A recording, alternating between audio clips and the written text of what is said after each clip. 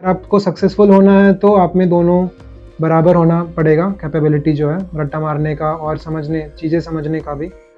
हर field में मैंने देखा है कि रट्टा मारना और चीज़ें समझना इक्वली मायने रखता है। अभी जो मैं केमिकल इंजीनियरिंग कर रहा हूँ उसमें अराउंड मैं पर सेमेस्टर 5-6 सब्जेक्ट्स पढ़ता हूँ, जिसमें 4 सब्जेक्ट अराउंड 3-4 सब्जेक्ट समझ के मैं एग्ज़ाम दे सकता हूँ। मतलब उसमें ज़्यादा रट्टा मारना ज़रूरत नहीं पड़ता है, फार्मूलाज़ होते हैं, उनको तो याद करना ही पड़ेगा, पर उनको याद करने का भी एक सिंपल सा टेक्निक है कि आप उस पे बहुत सारे क्वेश्चंस प्रैक्टिस करिए। और बाकी 2 सब्जेक्ट्स ऐसे होते हैं जो कंप्लीटली रट्टा मारना रहता है। उसमें फैक्ट्स होते हैं, डेट्स होते हैं, आपको रट्टा मारना ही पड़ेगा। जैसे जेईई के कोचिंग के टाइम भी केमिस्ट्री हो गया, तो उसमें केमिस्ट्री में भी फिजिकल केमिस्ट्री होता है और फिर ऑर्गेनिक और इनऑर्गेनिक होता है। तो फिजिकल केमिस्ट्री तो आप फार्मूला से कर सकते हैं, आपके पास एक फार्मूला है, उसमें आपको वैल्यूज डालने हैं।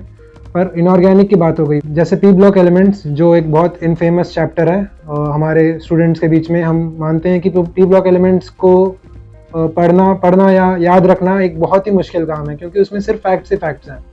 तो ऐसी चीज़ों को फिर कुछ लोग होते हैं जिनको रट्टा मारना पसंद है, उनसे वो आराम से रट्टा भी मार लेते हैं, पर फिर शायद वो एनालिटिकल चीज़ों में थोड़े वीक हों। अगर आप दोनों में स्ट्रांग हैं तो बहुत अच्छी बात है, आप काफ़ी सक्सेसफुल हो सकते हैं। दोस्तों, मैं अपने बेटे के विचारों से सहमत हूँ। मेमोरी का भी बहुत ज़रूरत होता है, क्योंकि मैं अपने ऑफिस का काम का एग्जाम्पल थोड़ा सा दूँ तो बहुत बार ऐसा होता है कि मेरे सीनियर मुझसे पूछ लेते हैं किसी फाइल के बारे में, किसी ऑर्डर के बारे में, किसी फंड के बारे में, तो मुझे बोलना पड़ता है कि सर मैं रिकॉल नहीं कर पा रहा हूँ, मैं सिस्टम देख के बताता हूँ या फाइल देख के बताता हूँ। तो उस समय मुझे एम्बैरेस भी फील होता है और मैं मानता हूँ कि मेरी जो मेमोरी है थोड़ी शॉर्ट है, मुझे ज़्यादा दिनों तक की बात याद नहीं रहती है। तो मेरा नेक्स्ट सवाल अपने बेटे से है कि चूंकि मैं समझता हूँ कि आईएएस में काफ़ी सारी चीज़ों को हमको याद करना पड़ता है।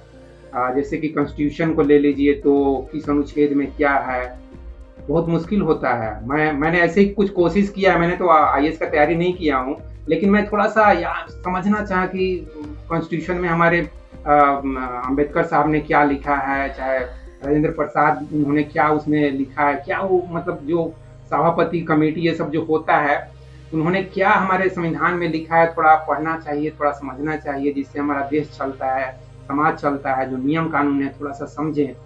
तो मैं इंटरेस्ट नहीं ले पाता हूँ। इतने सारे नियम कानून ठीक है, पढ़ना ठीक है, उसको समझ लेना भी ठीक है, लेकिन किस अनुच्छेद में क्या है, 14वां आर्टिकल क्या है, 370 क्या है, आईपीसी क्या है, मुझे नहीं याद होता है।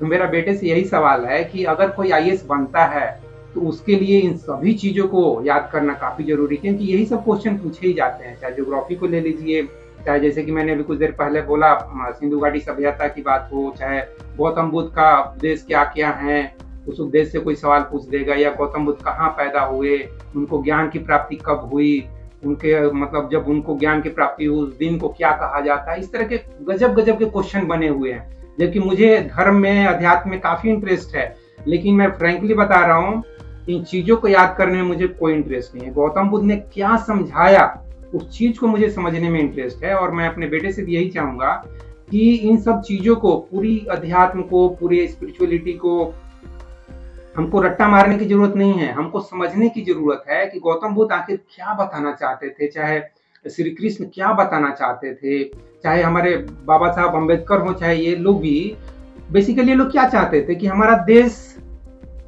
विकास करे, सबको समानता का अधिकार मिले, सबको शिक्षा का अधिकार मिले, सब शिक्षित हों। जैसा कि मोदी जी बोलते हैं कि सबका साथ सबका विकास। तो मैं तो समझता हूँ कि जबकि मुझे पॉलिटिक्स में ऐसा कोई इंटरेस्ट नहीं है, लेकिन मैं तो ऐसा समझता हूँ कि हमारे संविधान के जो निर्माता लोग हैं वो यही चाहते थे कि सबका साथ मिलकर सबका विकास करें। तो मैं अपने बेटे से ये जानना चाहूँगा कि क्या उसे आईएएस बनने में कोई इंटरेस्ट होगा क्या? कल जाके वो इस तरह के सब्जेक्ट्स पढ़ेंगे, उसकी तैयारी करेंगे? क्योंकि मैं फ्रैंकली बता रहा हूँ कि मेरा कोई प्रेशर नहीं है कि आप आईएएस बनो, लेकिन आपके मन में क्या है उस बारे में थोड़ा बताइए। जी, तो आईएएस बनने की बात है तो मेरे को अभी पर्सनली ऐसे कोई मोटिवेशन नहीं है एज़ ऑफ़ नाउ कि मैं आईएएस बनूँ।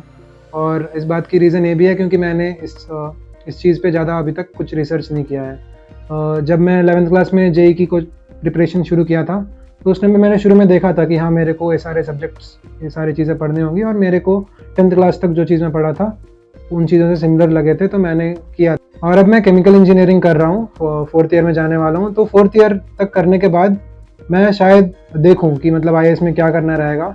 अभी मेरा बस मोटिवेशन ये रहेगा कि मैं इंजीनियरिंग 4th ईयर अपना केमिकल का कर लूँ, साथ में मेरे प्लेसमेंट्स होने वाले हैं इस ईयर, तो उस पर ही मेरा फोकस रहेगा। और मैं चाहूँगा कि एक अच्छे कंपनी में प्लेस हो जाऊँ, और अगर उसके बाद मेरा मन किया आगे कुछ करने का, तो ऑब्वियसली मैं फिर देखूँगा कि उसमें क्या चीज़ें करने रहेंगे, और अगर मुझे सही लगे तो मैं IAS की तैयारी करूँगा। और जहाँ तक याद करने की बात है, तो मेरे हिसाब से अगर आप कोई भी चीज़ ले लीजिए, ज्योग्राफी या हिस्ट्री हो, तो याद करना तो ज़रूरी होता है, पर बात इंटरेस्ट की भी आ जाती है कि मेरे को जैसे ज्योग्राफी के बहुत सारी चीज़ पता है, पर मैंने उनको कभी ऐसे याद करने की कोशिश नहीं की। मैं ऐसे बस कभी कहीं पे कुछ पढ़ लेता हूँ, देख लेता हूँ, मैप्स देख लेता हूँ, या फिर मूवीज़ के थ्रू ही आपको पता चल जाता है कि इस चीज़ में, यहाँ इस लोकेशन में ये हो रहा है, वो हो रहा है। तो उन चीज़ों से भी आप काफ़ी ज्ञान ले लेते हो, और अगर आपको इंटरेस्ट है इन सारी चीज़ों में तो आपको याद भी रह जाता है। पर सिर्फ इनसे आपकी IAS की तैयारी तो नहीं होगी, आपको ऑब्वियसली सारी चीज़ें पढ़ने पड़ेंगे, एक प्रॉपर मेथड होता है।